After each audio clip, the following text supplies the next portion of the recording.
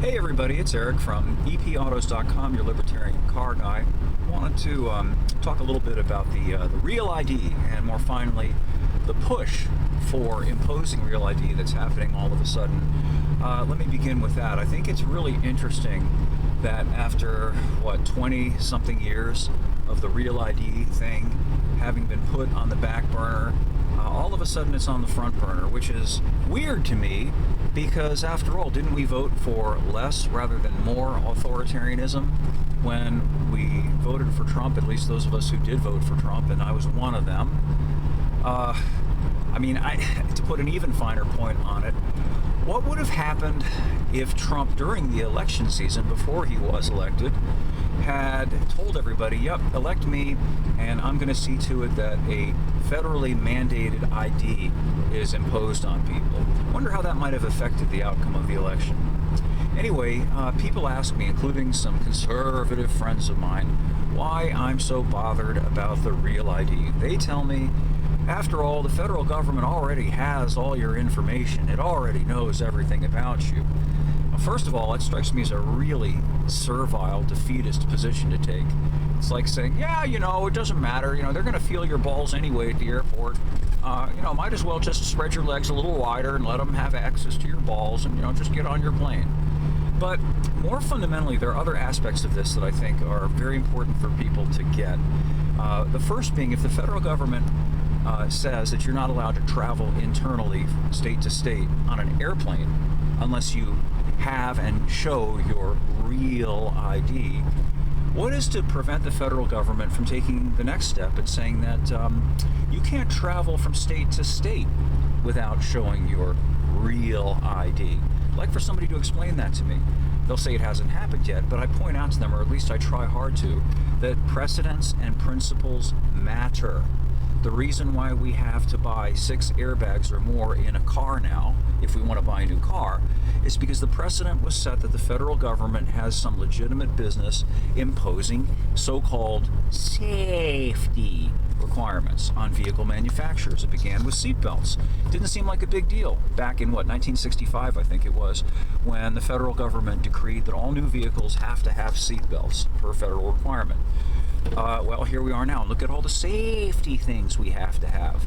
That's how this stuff works. So I think it's very foolish, very naive to believe that, you'll only have to show your Real ID if you want to get on an airplane to fly within the United States. And more broadly than that, you'll have to show it when you go to the bank, won't you? To cash a check or make a deposit. They already do that now. Now, granted, they already do it now, but here's one of the big differences. This is a federal, not a state, a federal ID, and as I understand it, it will have biometric, what do you call it, markers, like your fingerprint, your retinal scan, and an RFID chip in it.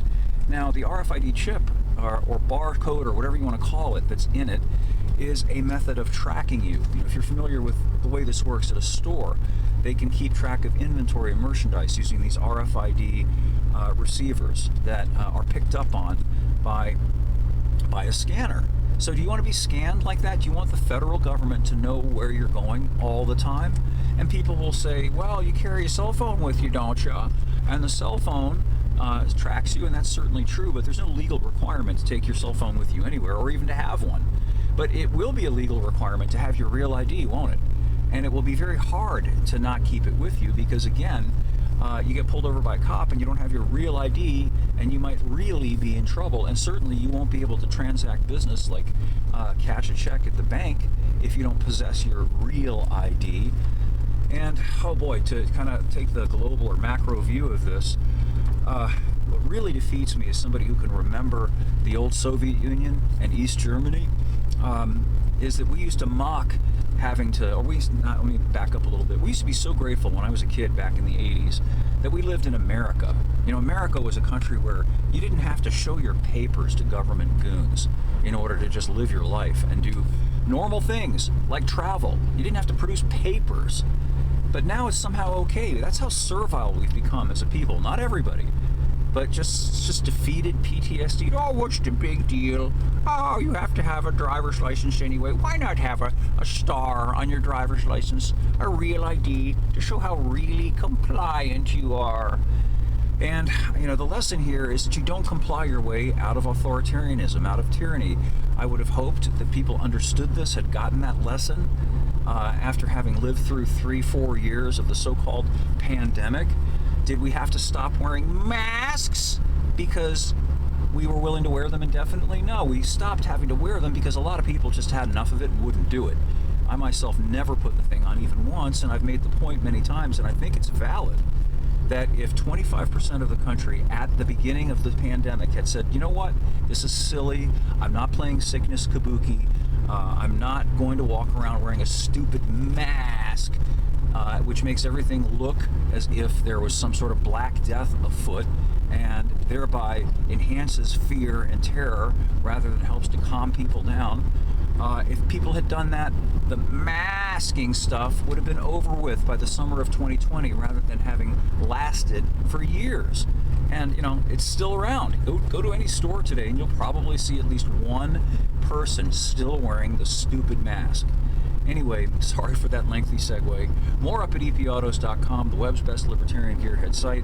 Thanks as always for listening to me go on. I appreciate any comments you may have, and if you like what you see, please encourage other people to check out my channels, and of course to come by EP Autos and have a look at what's going on there. And we'll have more for you again soon.